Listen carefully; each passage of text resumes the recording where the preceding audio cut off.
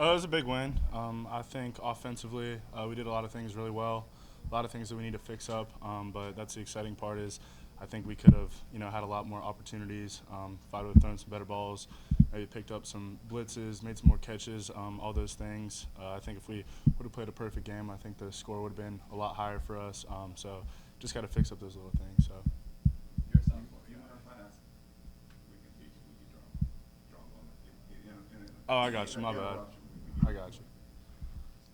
Yeah, you're a sophomore guy at all family stand. So, what's it mean to be like people you grew up?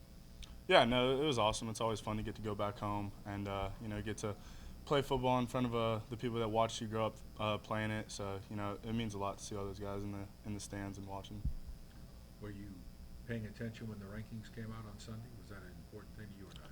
No, not really. I mean, all the exterior stuff, isn't something that we're focusing on. We're just trying to focus on getting better every day and going 1-0 each week. And the rest will take care of itself. You think you'll ever reflect on it? Hmm. You think you'll ever reflect on it? On.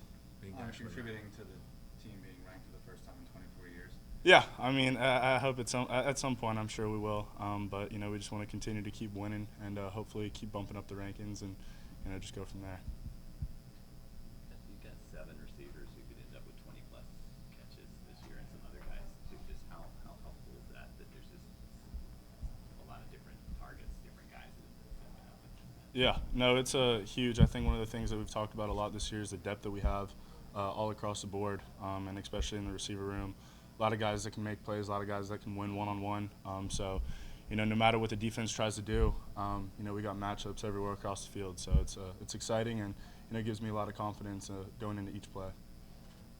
Can you speak a little bit to your relationship with Tyler James? I know he's turning into one of your favorite red zone options. So. Yeah, no, this is our third year together. He had a huge year last year. I think he was our top receiver in receptions. So he's super consistent. Does a great job blocking, running routes, catching the ball. So just a really reliable target, and he's fun to throw the ball to. You had a career high game in passing yards. Just how much has Jim Sloboda coming in this year helped with your confidence and getting this offense to where it is with a balanced attack? Yeah, it's been awesome. One of the things that I say a lot about him is he does a really good job of not trying to overcoach things. So he makes reads and playing this offense really simple. I don't want to say the offense is simple, but the way that he lays it out and makes it for a quarterback, it seems simple to us, and that gives us a lot of confidence going into each read. You've seen Tajay Spears come back from injury. How gratifying, I guess, is it to see him kind of come into the role he is this year in the game he just had? Yeah, it's really exciting. Just seeing him back in, and it's more than just football with him. And what you guys see on the field, the things that he does for this team off the field and his leadership role really makes him stand out. He comes to work going 110% every day and really inspires everybody around him and comes with a great attitude. And that's bigger than just what he does on the field. As fast guys go, how put in perspective how fast he is. Tajay, oh, he's quick. It was really cool on that run. As soon as he got past the first level blockers, I knew he was gone. No doubt. Yep. Was it difficult exactly 1 year ago today to envision what's happening now? Yeah, the position we were in at this time last year, it wasn't great. It wasn't fun, but that's in the past. It's something we're not really focusing on. We're just focusing on right now and the time and each week. But I guess it's good for the program to demonstrate how a remarkable turnaround is possible. Maybe it's good for sports in general.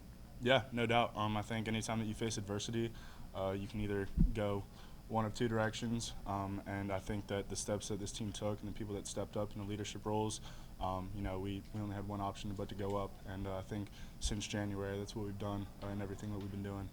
Is there anything in particular, when you talk about people stepping up, can you give an example, maybe something that you tried to do to change it, to make this year different from last year? Yeah, I think one of the biggest things the captains, we'd meet all the time. We'd go over things. I think one of the biggest things that we wanted to emphasize was accountability. Every single day within whatever we were doing, conditioning, weightlifting, extra throwing, all that kind of stuff, holding people accountable, making sure everybody was there on time, just the little details. And, those are the things that pay off and make a big difference in the game. So it sounds like you didn't feel like last year's record was a talent thing. You felt like it was just kind of going off the rails thing. Yeah, I mean, I think there's a lot of factors that made last year what it was. I think we were a really talented team. I think you guys saw that week 1 against Oklahoma, but things just didn't line up how we wanted them to, and that's what it was. Now that you guys are getting some notoriety, Mm-hmm. do you think teams will play harder against you? I don't know. I'd imagine that teams would try to prepare a little better. Obviously, when you're playing a team that you don't think is as talented, people sometimes tend to lax a little bit in preparation. But that's really up to them if they're gonna prepare or not.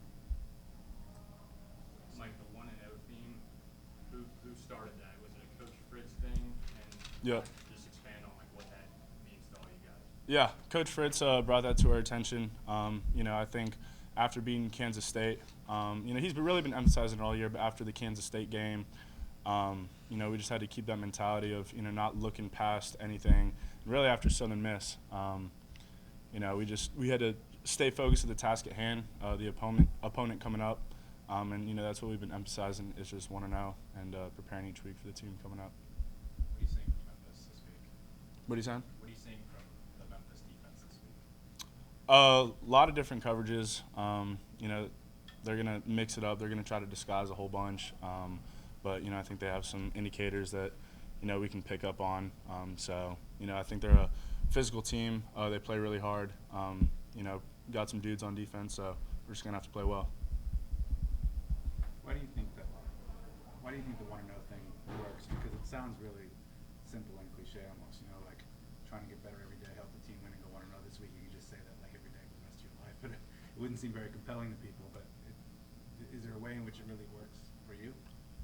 Well, I mean, yeah. I think just 1-0 on the week, 1-0 on the day. Not looking past anything. Taking every opportunity in the time being, and just trying to go 110% on everything we're doing in the film room, on the field, conditioning.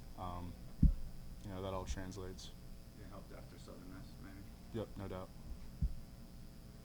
Thank you, partner. Thank you. Thank you. Appreciate it. Thank you.